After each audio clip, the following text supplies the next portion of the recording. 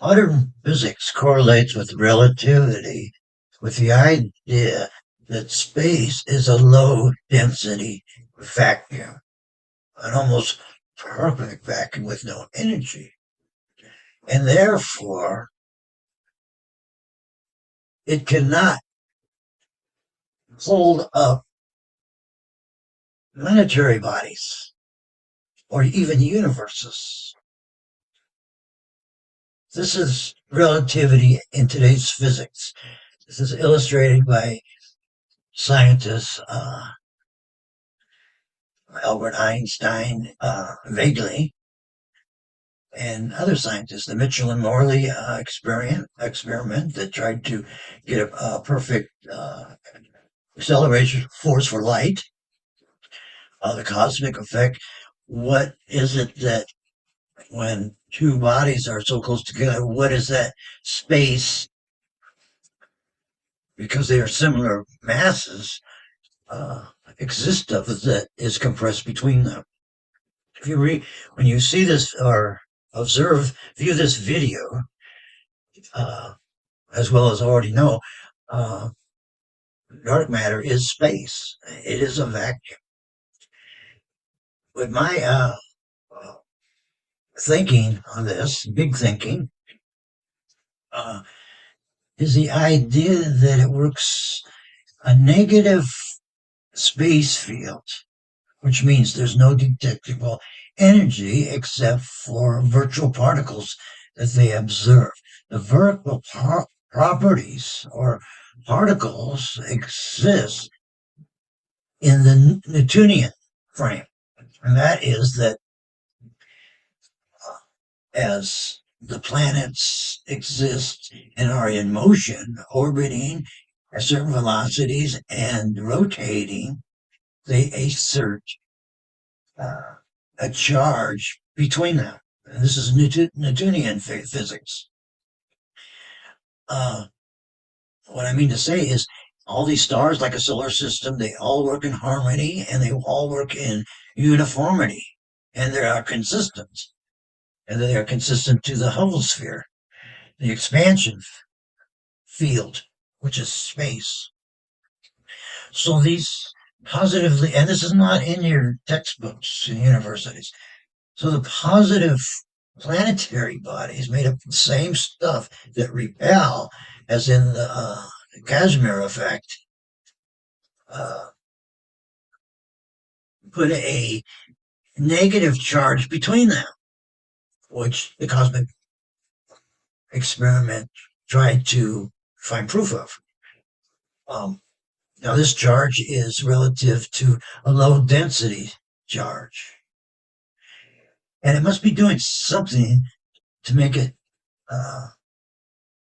have the ability for the planets not to fall. I mean, you consider the planets as high density, very heavy, a lot of energy, and then space, that dark matter, is just the opposite.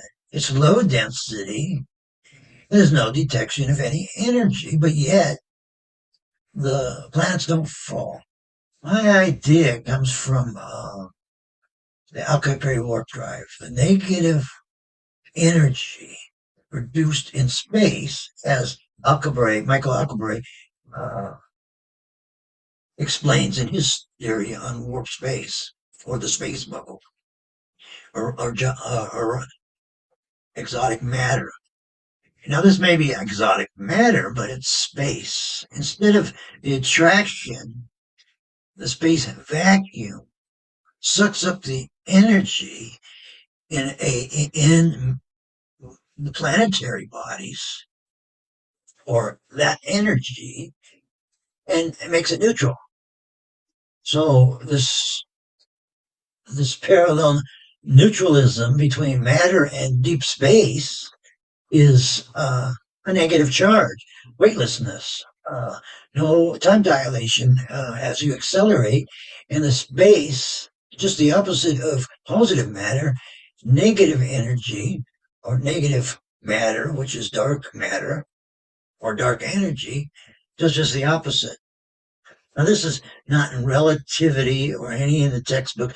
Relativity was a textbook. GRG, general relativity, is a textbook study taught in universities. It talks about positive matter, but it doesn't talk about negative matter.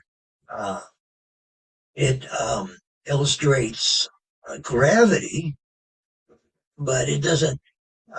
It tells how heavy things are, how moving objects on our planet increase in acceleration when they move or are accelerated, but it has nothing to do with travel in space. So his conclusion was space is the same. That uh, the energy in the center is still positive, but low density. So again, I say, well, how come the planets and galaxies don't fall?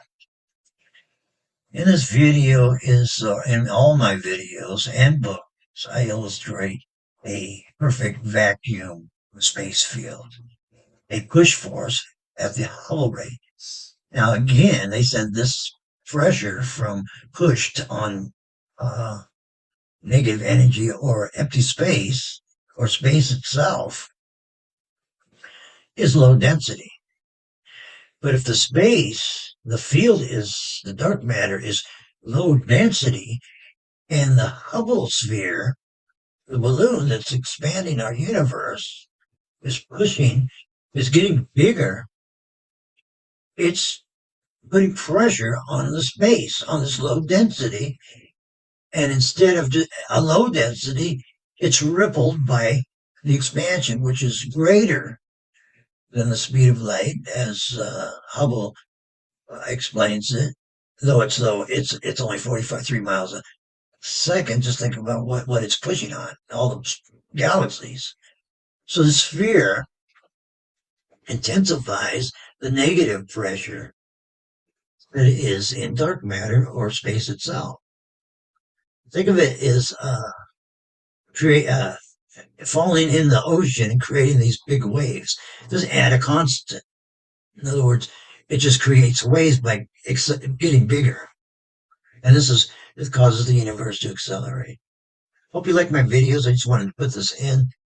This is a new part of expanse space, which is the field that I'm researching. No one else is, so I am. My name is Rod Kowicki. Thank you.